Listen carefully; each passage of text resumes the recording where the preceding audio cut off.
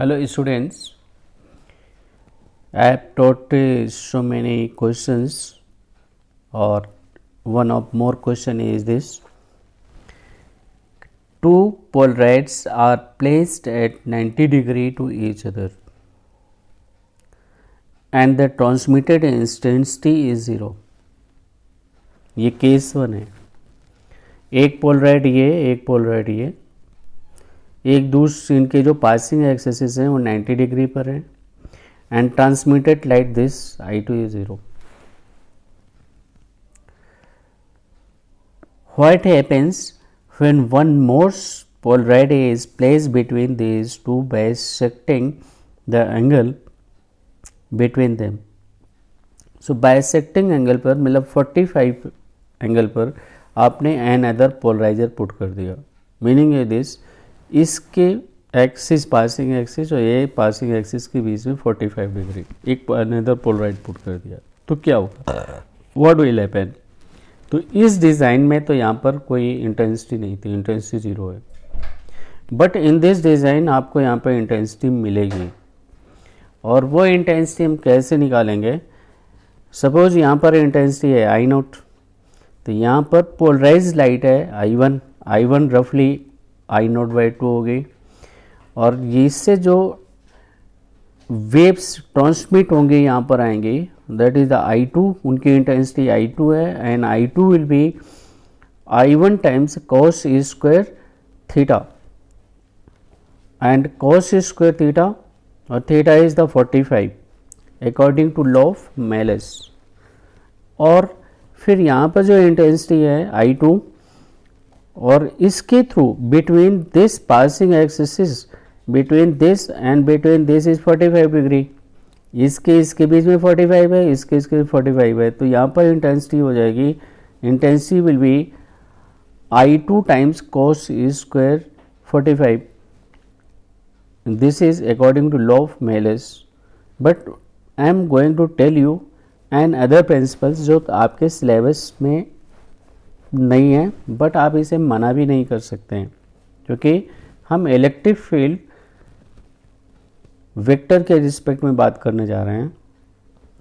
अगर Polaroid light के यहाँ पर electric field vector amplitude of electric field vector is E, तो यहाँ पर कंपोनेंट जो इलेक्ट्रिक फील्ड वेक्टर है उसका कंपोनेंट जो इसके एक्सेस अलोंग दिस हैं, तो अलोंग दिस कंपोनेंट ऑफ यहाँ पर जो इलेक्ट्रिक फील्ड वेक्टर का कंपोनेंट मान लीजिए ऐसे, तो इसका इलेक्ट्रिक फील्ड वेक्टर कंपोनेंट इधर है, वो इधर इलेक्ट्रिक फील्ड कंपोनेंट वेक्टर इसका हो जाएगा E cos 45. यहाँ पे E है, यहाँ पे E cos 45 amplitude of electric field vector. और फर्दर इसके और इसके बीच में 45 डिग्री, तो यहाँ पर जो इलेक्ट्रिक फील्ड है ई डैश, यहाँ पे इलेक्ट्रिक फील्ड मैंने लिया है ई डैश, तो ई डैश का कंपोनेंट इधर होगा और वो ई डबल डैश हो जाएगा component of this along this, तो ये हो जाएगा ई डैश cos 45. इसका 45 कंपोनेंट ऑफ, मान लीजिए कि ऐसे से वाइब्रेट कर रहे हैं, अब ऐसे तो electric field vector component along this आप देखेंगे, so that is E dash cos 45. So E double dash equal E dash cos 45. E dash की आप वैल्यू सब्सटीट्यूट कर लीजिए, तो आपने E dash यहाँ पर डिराइव किया है E/√2, ये E/√2 पुट किया and that is cos 45 1/√2. Simplify करेंगे तो ये आपको मिल गया E0/2. तो इन केस आप ऐसे रखेंगे इस स्टेज पे, तो यहाँ पर इंटेंसिटी 0 होगी, इलेक्ट्रिक फील्ड वेक्टर भी 0 होगा. बट जब आप ऐसे पुट करते हैं तो यहाँ पर इंटेंसिटी भी है, यहाँ पर एंड में इंटेंसिटी भी है और एंड में इलेक्ट्रिक फील्ड वेक्टर, तो electric field vector E0 electric field vector is E0/2 और इंटेंसिटी मैंने आपको बताया था, यहाँ पर इंटेंसिटी हो जाएगी I1/4. ये मैंने बताया था, यहाँ पर है I0, यहाँ पर I1 हो जाएगा और फिर यहाँ पर according to law of Malus I2 हो जाएगा I1 times of cos square 45 और फिर यहाँ पे I3 हो जाएगा I2 टाइम्स कॉस स्क्वायर 45 और उसे आप सिंप्लीफाई कर लीजिए. So I3 you are getting on this simplification I3 you are getting 1/4 times of I1. इसका ये पोलराइड है. पोलराइड इंटेंसिटी जो first polarization I1 polarized light आपको मिल रही है फर्स्ट, उसका 1/4 होगा. इसका नहीं, I0 का नहीं, इसका 1/4 है. सो ये आप प्लीज़ स्टडी कर लेना. और इससे जो रिलेटेड न्यूमेरिकल्स है वो इससे रिलेटेड न्यूमेरिकल ये यहाँ पे गिवन है, तो ये आप पढ़ लीजिए और समझ लीजिए. Next question is this.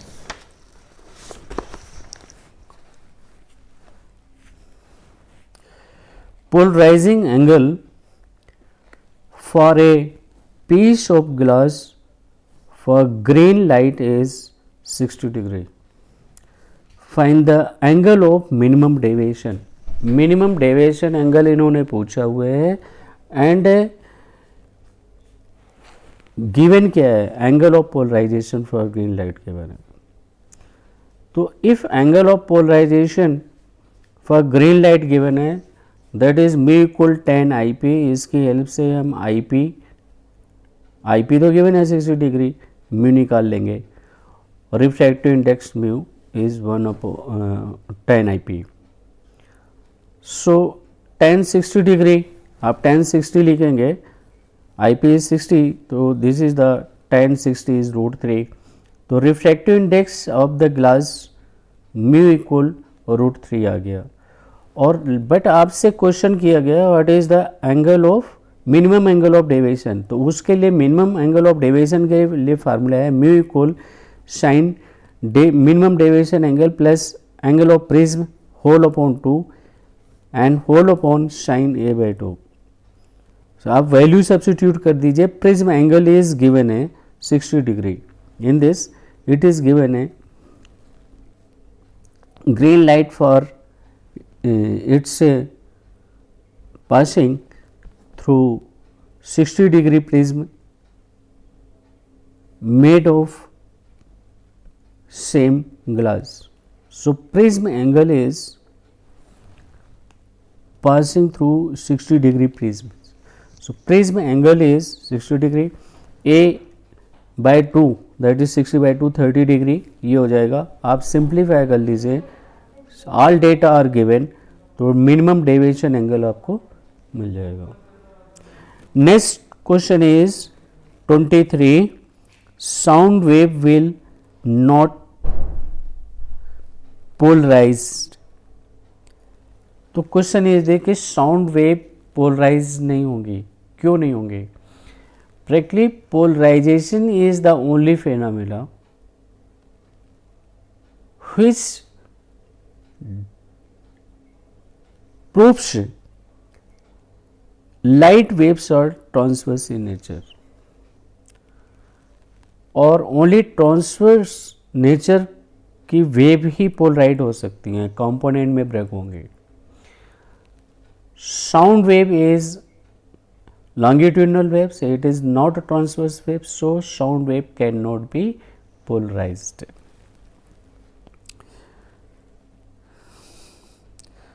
Polarization confirms light wave have transverse nature. चूँकि polarization से ही wave component होते हैं.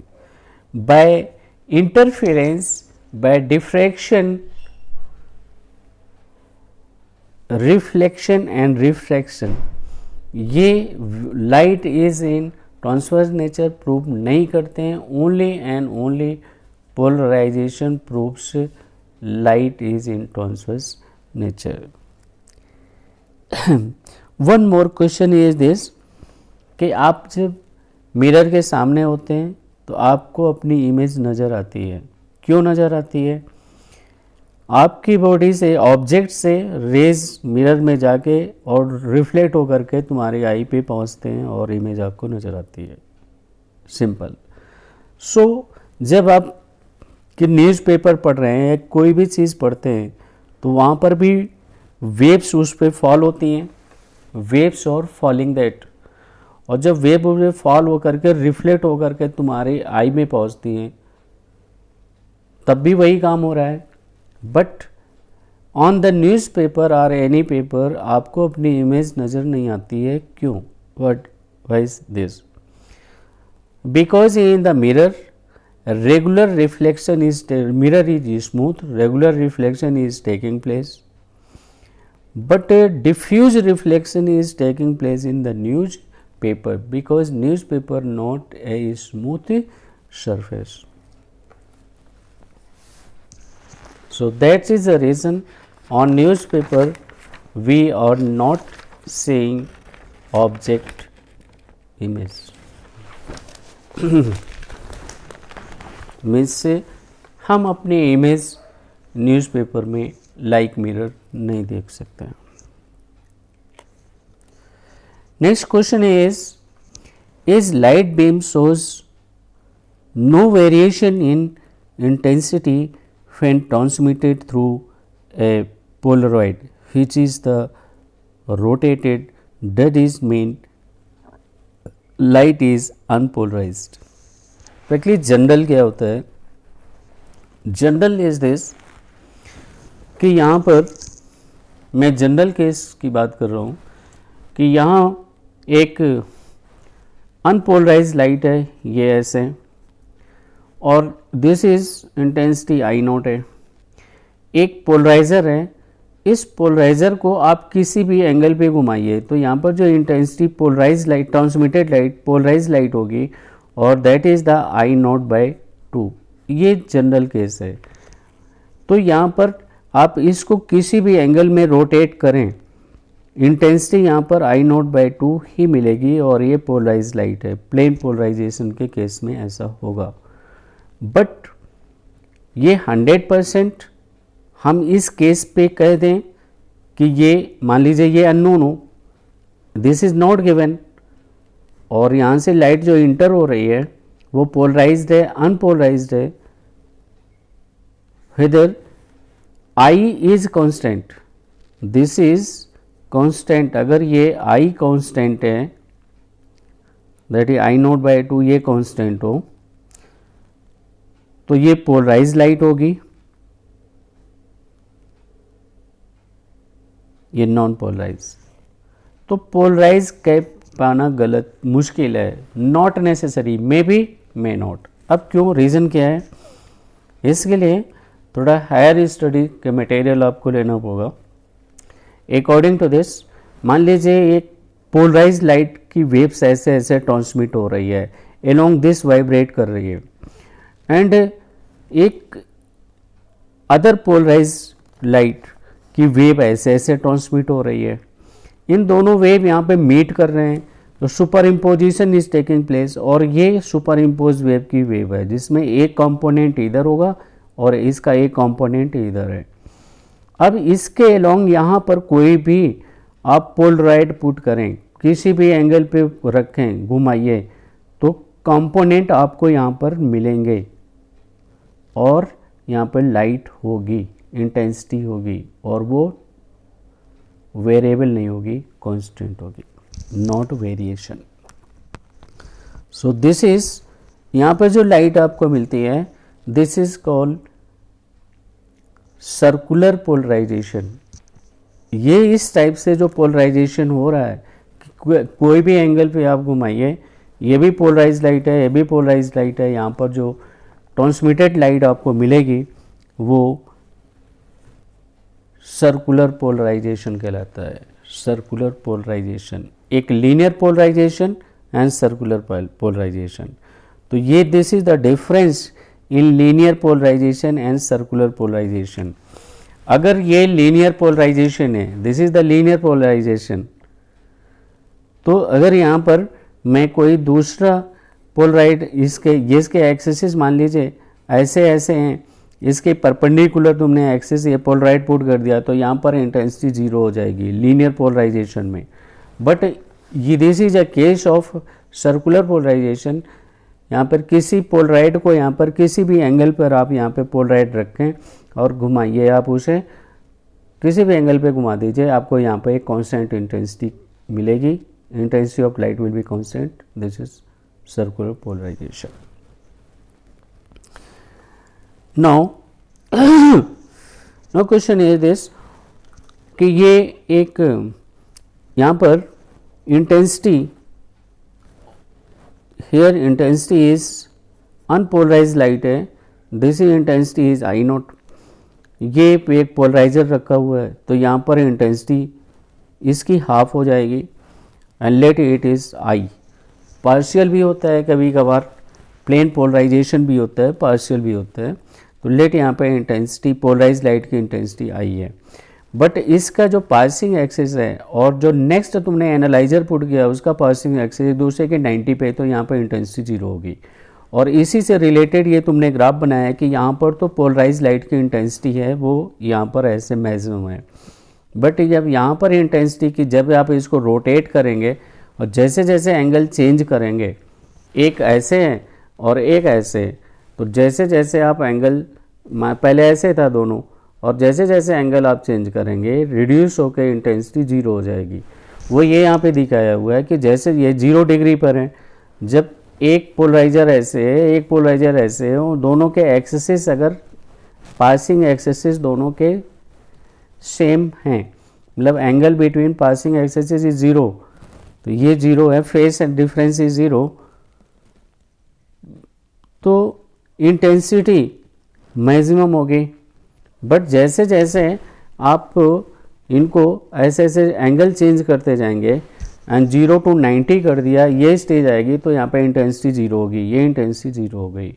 This is the polarization and variation in the angle. Next case is speed of light. ये क्वेश्चन है, बहुत इंपॉर्टेंट क्वेश्चन है। You know speed of light in the world, speed has the highest velocity,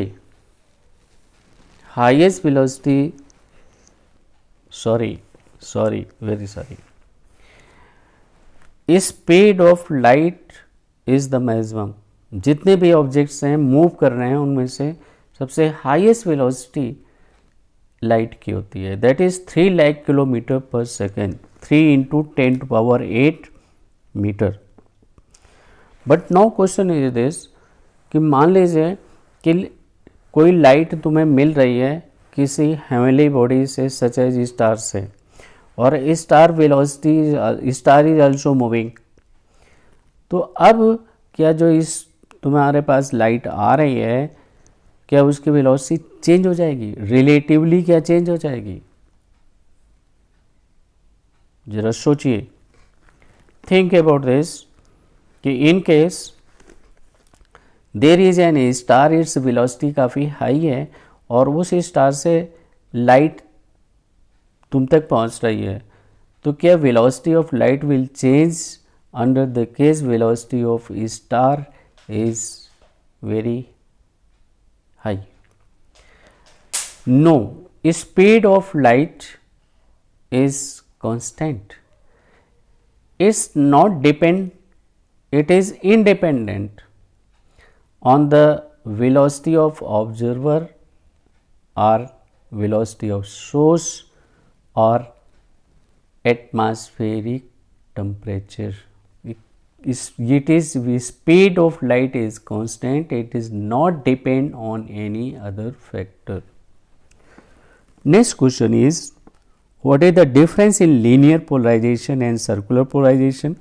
ये just मैंने अभी आपको teach किया है और वैसे यहाँ पर भी मैंने समझाने की कोशिश की है कि this is an unpolarised light है, पोलराइजर के थ्रू पास होगी, तो इसका जो वाइब्रेशन है वो मान लीजिए ऐसे ऐसे वाइब्रेट कर रहा है, एक डायरेक्शन में वाइब्रेट कर रहे हैं ऐसे ऐसे। So this is the linear polarization, ये लीनियर पोलराइज्ड है। बट जो सर्कुलर पोलराइजेशन है, सर्कुलर पोलराइज जो लाइट होगी उसमें वाइब्रेशन ऐसे ऐसे भी होंगे और ऐसे ऐसे, ये वाली वेव्स ऐसे ऐसे वाइब्रेट हो रही हैं और ये वाली वेव्स ऐसे ऐसे वाइब्रेट हैं, दोनों का सुपर इम्पोजिशन हो गया। सुपर इम्पोज होकर के जो लाइट आपको मिलेगी वो उसका वाइब्रेशन ये है, इसका कंपोनेंट इधर भी है और इसका इधर भी है, तो इसे हम सर्कुलर पोलराइजेशन कहते हैं। Eight all angle same intensity of light B obtained. तो यहाँ पर भी ये इसके थ्रू जब आप ऐसे कोई पोलराइजर रखते हैं तो भी इंटेंसिटी होगी, ऐसे रखेंगे तब भी इंटेंसिटी होगी और सेम इंटेंसिटी होगी, उसमें चेंज नहीं आएगा। There will be same intensity at all angle. Angle आप ये बनाएं तब भी इंटेंसिटी होगी, और इस एंगल में आर दिस ऐसे आप पोलराइजर रखिए, पोलराइड्स ऐसे होने पर भी यहाँ पर इंटेंसिटी मिलेगी। Now question is this: in single slit diffraction, width of the slit is made double. In single slit diffraction, the width of the slit is made double. So how does it affect the size and the intensity of the central diffraction band? तो central diffraction band यहाँ पर मैंने आपको दिखाया हुआ। As you know के slit की width आपने डबल कर दिया, तो सेंट्रल फ्रिंज की विड्थ में क्या फर्क पड़ेगा? सेंट्रल फ्रिंज विड्थ का फार्मूला है in diffraction pattern, width of central maxima equal twice of lambda d capital D upon 2a. A is the size of slit, capital D is the distance between slit to the screen, and lambda is the wavelength of the waves. In this case, if तो ये basic formula है, this is basic formula, ये basic formula है for width of the central magma. अब इसमें से तुमने a की जगह 2a कर दिया, तो जब a के प्लेस पे 2a विथ डबल करोगे तो विथ स्लिट विथ अगर आप डबल कर रहे हैं तो ये वैल्यू हाफ हो जाएगी, means central width of the central magma becomes half. और ये मैंने बाय डायग्राम ये शो करने की कोशिश की है कि ये जो रेड कलर मैंने दिखाया है, ये रेड कलर पहले विथ है, पहले विथ ऑफ द स्लिट, तब बैंड विथ यहाँ से यहाँ central width of the central bright central maxima, यहाँ this point to this point वो 2x से मैंने